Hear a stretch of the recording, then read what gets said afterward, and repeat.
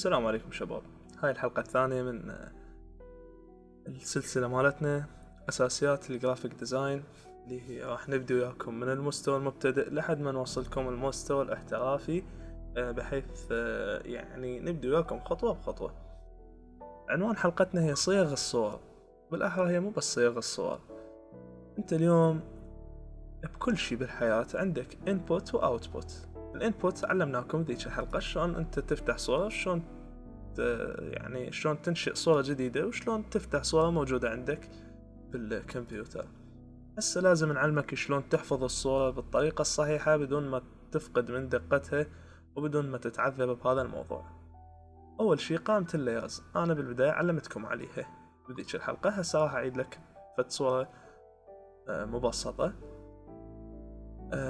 قائمة اللايرز هي شغلك كله، هي القائمة اللي انت تعرف شو اشتغلت. هسه انا عندي هنا الباك جراوند البيضة، اذا شوفوا من خلفيتها صارت عندي صورة بدون باك جراوند.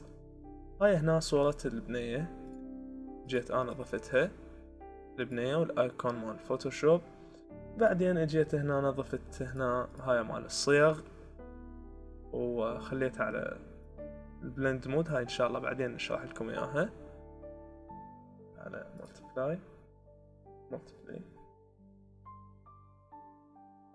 المهم اجينا ضفنا الكتابة، ضفنا باقي الشغلات. هاي قائمة اللايرز. شوفوا طبعا انا انصحكم من تشتغلون حاولوا ترتبوها اكثر. يعني مثلا الكتابة خلوهن بفولدر، مثلا الصورة الاساسية تعال هنا دوس كليك يمنى على هاي العين، خلي مثلا لون احمر حتى تعرف هاي الصورة الاساسية. الكتابة مثلا والرقم، هاي هنا تبقى ضاغط الكنترول وتضغط على اللاير الجوا. شوف تحدده وياه، تحدد مثلا هذا همين، هذا شنو، هذا همين تحدده وياهن، وتجي تضغط على هذا الملف. هيك ضفتهن بملف. بعد من تخفي هذا الملف، شوف صارت هذا ملف مثلا للكتابة. تعال اضغط ضغطتين عليه، سميه مثلا كتابة او تكست، يعني انت اللي يعجبك. المهم بعد ما كملت انت صممت الصورة، شلون تخزنها بصورة صحيحة بدون ما تفقد دقتها؟ اول شي تسوي كنصيحة، اول شي تسوي احفظ نسخة PSD. تقدر بعدين ترجع عليها وتعدل براحتك. شلون تحفظ نسخة PSD؟ اما تروح على قائمة فايل وتروح على Save As، تمام، وتسميها مثلا نموذج.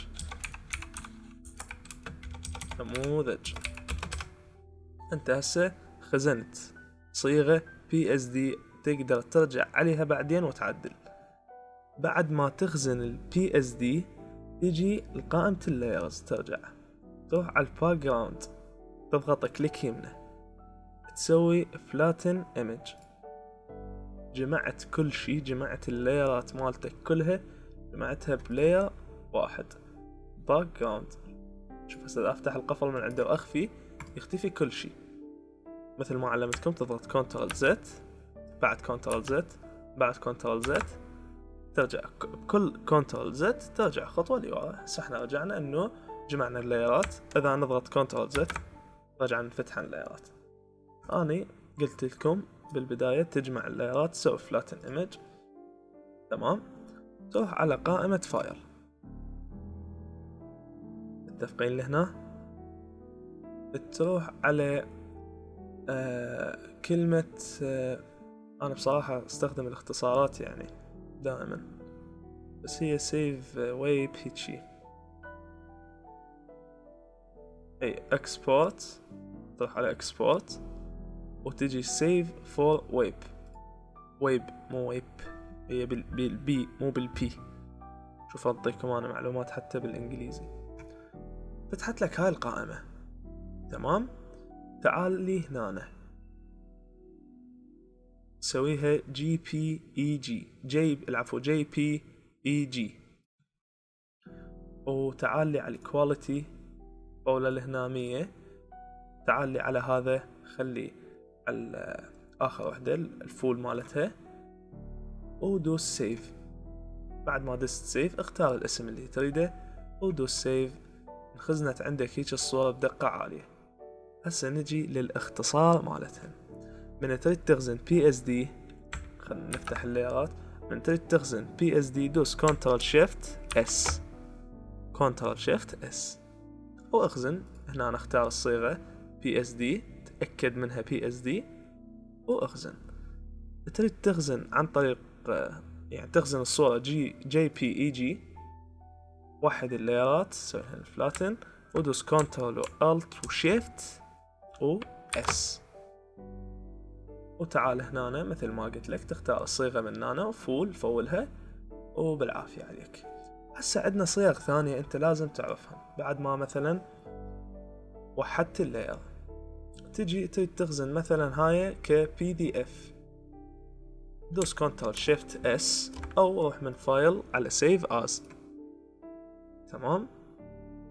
انزل لي هنا راح تلقى صيغ هواي عندك تقدر منها هم تخزن JPEG، بس انا افضل منك سيف فور ويب احسن. تعال لي مثلا عندك هذا الPDF. تمام. هذا PDF انت خزنت هذا على شكل ملف PDF. عندك الPNG عندك هواي طرق، اما راح ارجع لك انا على الطريقة الاولى. الPNG شنو صيغة الPNG اللي هي هاي صيغة الPNG. هسه راح اعلمكم عليها.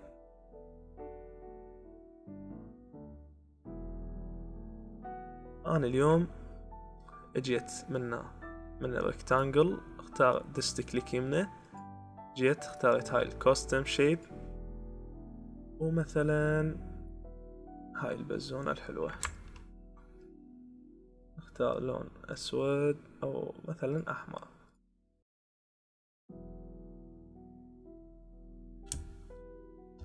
من تنزلها راح تنزل لك اشكال ما متساوية، فانت اضغط شيفت حتى تنزل لك بشكل متساوي. نزلنا هاي البزونة. تمام. اريد اخزنها بشكل انه من اجي افتحها او اجي اسحبها للبرنامج اقدر اخليها على التصميم اللي اريده، بس تكون مقصوصة، يعني ما تصير وراها خلفية بيضة. هذا يسموه هاي صيغة الPNG. تجي كنترول شيفت اس اللي هي سيف از. انزل هنا لا اوكي وحد او عفك من هاي الطريقة. اعلمكم طريقة اسهل. تعال على اللايرز مال البزونة هاي المكتوب كات. تمام. تعال على هذا اللايرز اضغط كليك يمنه وقول له كويك اكسبورت از PNG. تمام. خزنتها. هسه راح اجي مثلا افتح صورة انا ببالي، مثلا هاي الصورة. تمام. اجيت على سطح المكتب هاي البزونة اللي انا خازنها، اجي اسحبها للبرنامج، ضفتها. شوف شلون انضافت مقصوصة. من احركها ما بيها خلفية، ما احتاج اقصها. وصلت الفكرة؟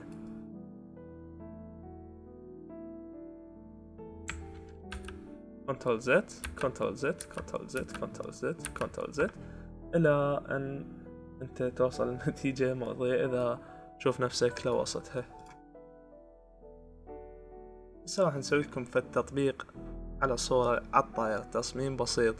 يعني انتو ان شاء الله مو هذا مستواكم، المستوى اللي حتوصلوه احترافي، بس انا بعد كل درس اعلمك على الشغلة، الدرس اللي ورا اعلمك على شغلة ثانية، ونطبق فد تصميم بسيط على شغلتين اللي تعلمتهن. هسه يعني شو راح نطبق؟ شلون نضيف، شلون نفتح صورة نجيبها، شلون نكبرها ونصغرها، وشلون نضيف عناصر PNG تضيف لنا جمالية وبس. عندك هذني هاي المجموعة مال الصورة. هاي الباك جراوند مثلا جبتها انا هنا، سحبتها سحب. هسه ادوس الت واكبر، اشوف مثلا يجي حجمها حلو. تمام. هسه اجي اريد اضيف هاي PNG، صيغة PNG. قلت لكم انه صيغة PNG تجي مقصوصة ما بيها خلفية وراها. انت من تجي تسحبها وتضيفها شوف رأسها انضافت. تمام. زين راح تقول لي زين هذا لون العناصر هاي PNG ما عاجبني، اقدر اغيره؟ طبعا تقدر تغيره، بس هسه خلينا نضبط الحجم مالته. شلون تغيره؟ هسه شوف انت صار عندك layer background ولاير الصورة اللي ضفتها ولاير هذا PNG اللي ضفته. شلون تغير لونه؟ تجي على اليمنى مال اللاير مال هذا PNG، تضغط ضغطتين كليك يسار، فتحت لك هاي القائمة. حاليا تحتاج من هاي القائمة color overlay. تعال عليها بعد ما ضغطت، تعال هنا هذا اللون الأبيض اختار، تريد لون أحمر لون أسود. فصار أنا هسه مثلا اللون الأبيض أوكي عاجبني باقي عليه، اضغط أوكي. ضبط الحجم مالتها. تمام. هسه نرجع، أنا شو أريد أضيف؟ مثلا أريد أضيف هذا العلامة مال الانستغرام عجبتني، أجي أفتحها. إذا أخليها إذا أفلت الكليك بنص الصورة حتنزل هيج. تمام. أمسح اللاير، وإذا أفلت PNG سحبته فوق راح أفتحها بروجكت جديد. شوفوا زين. هذن شلون أنا هسه شلون أقص؟ أنا أريد مثلا بس الأيكون مال الانستغرام، شلون أقصها؟ تعال لي، أما هاي أداة التحديد تحدد بصورة مربعة هنا. أما بهاي الأداة شوفوا انتو يعني يجوز مثلا تطلع لكم هاي الأداة، فانت اضغط كليك يمنى وانزل على الجواهر. تعال هنا اضغط هيجي، سوي لها سيلكت. زين حددت. بعدين وين تروح؟ اما ترجع لأداة التحريك تنقلها وتصغرها او تكبرها بكيفك. تجي هنا تضغط على الصح مثلا هنا وهنا تكتب اليوزر مالتك او شنو الشي اللي تريده. تمام. اما بعد ما تحدد تجي هنا العفو تروح على layer. تمام. وتروح على كلمة وينها؟ انا المشكلة انا دائما استعمل اختصارات، يعني انا ما عندي فد شغل تروح على نيو. تمام. وتقول له layer via copy. هنا انت سويت استخرجت نسخة من هذا اللي حددته بلاير واحدة. صار عندك لايرين، لاير مال كلهن.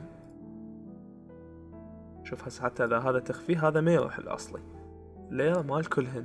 وصار عندك لاير واحدة بس للايكون مال انستغرام، لاير الفوق تقدر تحركه براحتك، تقدر تمسحه. انا هسه ما اريد امسحه. زين هذا شلون انسخه بسهولة اللاير. اما تجي تسحبه تودي هنا نسخته، راح امسحه انا بالديليت. اما كنترول وجي نسخته. اما تبقى ضاغط على الالت، شوف الماوس شلون تغيرت صورته، تبقى ضاغط على الالت ووراها تسحبه. او عادي او اضغط على الالت وسحبه، اضغط على الالت وسحبه. تمام. نرجع للصورة مالتنا الأساسية. بقت عندنا هاي الزخرفة، أنا أريد أضيفها عجبتني. أجي هنا أسحبها، أنا ما أريد أفتحها بروجكت جديد، لا أنا أريد أضيفها على الصورة دايركت. أضيفها ومثلا أخذها هنا هيجي، أو مثلا هنا وأدوس ألت وأكبر هيجي. مثلا لونها ما عاجبني، او انا ما اريدها تكون فوق هذن هاي الشبكة مثل ما النحل، اريدها مثلا تكون جواها. شلون؟ علمتكم ذاك الدرس انه اللاير الفوق راح يصير فوق، فانزل انا وين اللاير مال الشبكة هذا، انزل اخليها جوا، صارت فوقها. اغير اللون، اقدر اضغط ضغطتين على اللاير واختار اللون، اقلل مثلا اقدر الاوبازيتي مالته، شوفوا بس اني مثلا عاجبني هيج. زين شلون اسويه مثل الشفاف؟ اجي هنا على الاوبازيتي واقلل، احركه شوية،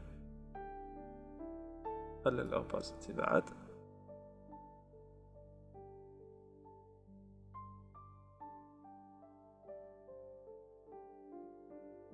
هيك كمل عندنا التطبيق الاول، يعني التطبيق للي تعلمناه بهذا الدرس وبذاك.